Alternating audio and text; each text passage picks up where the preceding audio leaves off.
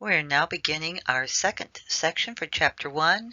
We'll be continuing with our discussion of cohort effects and their influence on developmental research. We'll also be looking at an overview of the course, some controversies, and introducing logical fallacies. There are three ways that we can do time span research. The first is the cross-sectional approach. At one time, individuals at different ages are compared. This type of research results in relatively quick results, but is probably most strongly subjected to the impact of cohort effects. The second is the longitudinal approach. Here the same individuals are studied over a long period of time. This research, while powerful, has a number of issues.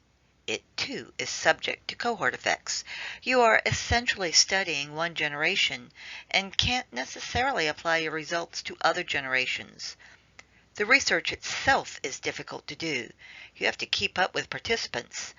And because this research can take a long time, often the original researcher may die before the study is completed.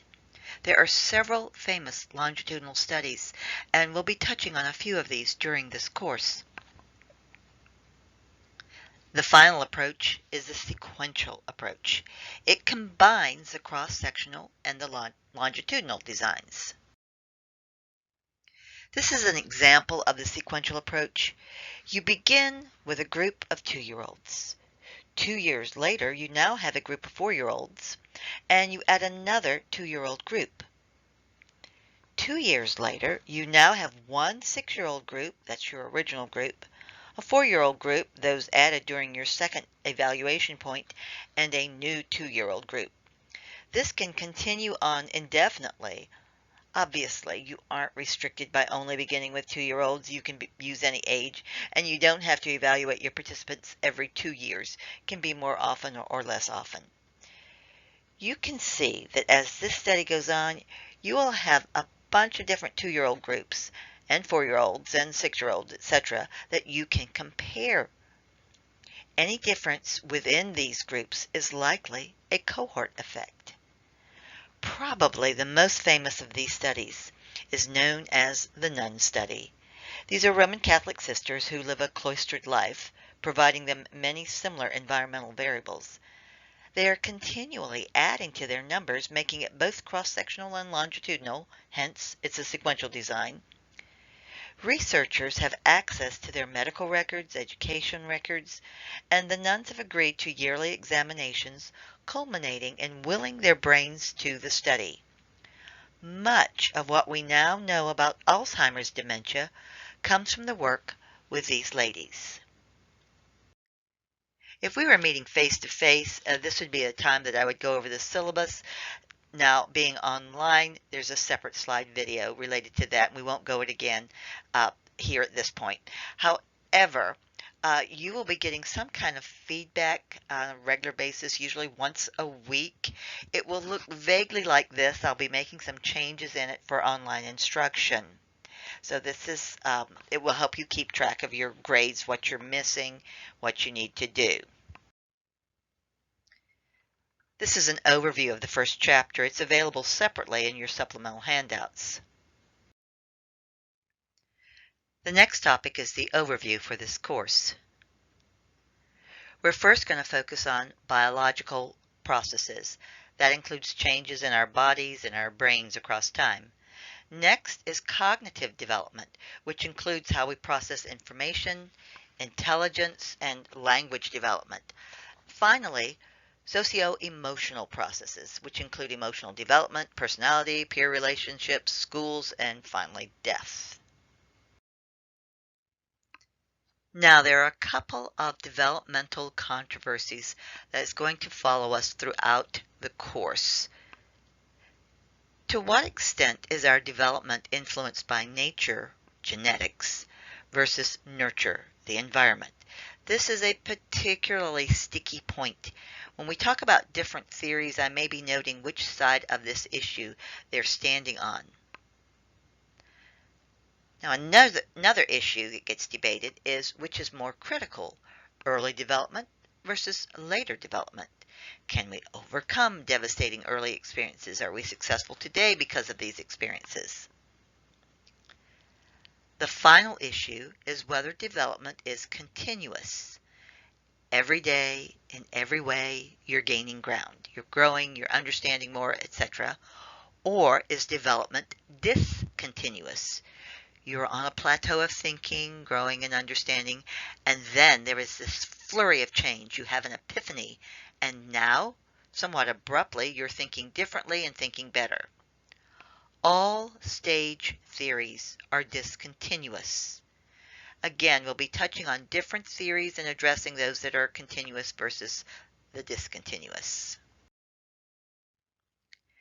Our next topic is to review perceptions of child rearing practices. We begin with original sin. This perspective views children as having been born evil, that the role of parents is to guide them away from their darker impulses, in some cases to literally beat the devil out of their children. Jonathan Edwards, a Puritan minister from the 1700s, would sometimes preach angry sermons about the sinfulness of people.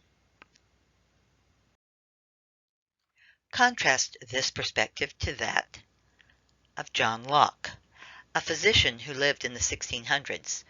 John felt that individuals were not born either good or evil, that they were blank slates, tabula rasa. Society was responsible for the functioning of their young people. What kinds of behaviors had been encouraged or discouraged? After all, society was responsible for raising these people. The third perspective is that of innate goodness. As you might suspect, this perspective says that children are born good. If they turn to bad behaviors, it is because they have been influenced, even corrupted, by society. Jean-Jacques Rousseau, a philosopher writer from the 1700s, epitomizes this view. There was a novella that capsulizes this viewpoint. It was written by a young woman. It tells the story of an individual who was born good and pure, but who was vilified by all and who turned to evil. You are familiar with it. It is, of course, Frankenstein by Mary Wollstonecraft Shelley.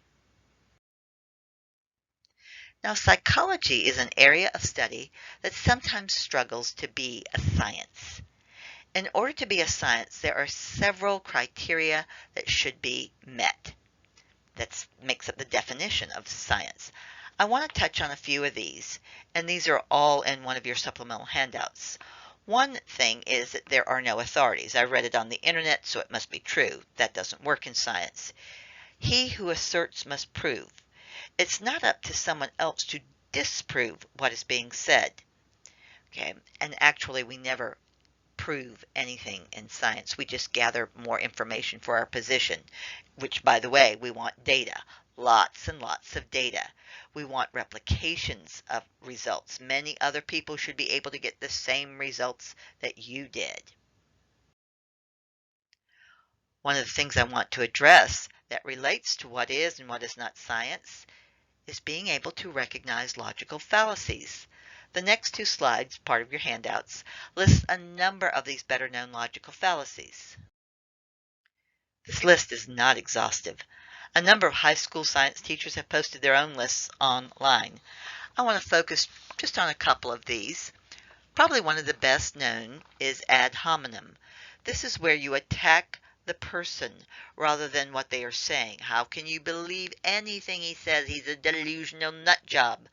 That doesn't have any relationship to whether or not what he's saying is true. Another is ad ignorantum. The claim is true because we can't prove it false. Science can't explain the lights in the sky over Phoenix. Therefore, we are being visited by aliens. Another one of these is false dichotomy. It's when only the two extreme options are presented. Often there is middle ground. Example, I didn't want my child to bum cigarettes from strangers, so I give them to him. The last one of these I'll mention is the fallacy of sunk costs. This comes to us from economic theory. We sometimes will proceed on with a project that is clearly not working because we've already put a lot of money and or time into it. Continuing in the theme of psychology as a science, there are two science terms that some people find confusing. The first is theory. A theory is our explanation, where we have gathered data that supports our explanation, and we use this data to explain things and to make predictions. The hypothesis, our second term, is our predictions or our guesses that is based on this theory. It's something we can test out to see if we're correct. Does it support the theory, or in some cases, does it cause us to question our theory? Now, this is the end of our second section. We'll talk about different ways of gathering data in the third section.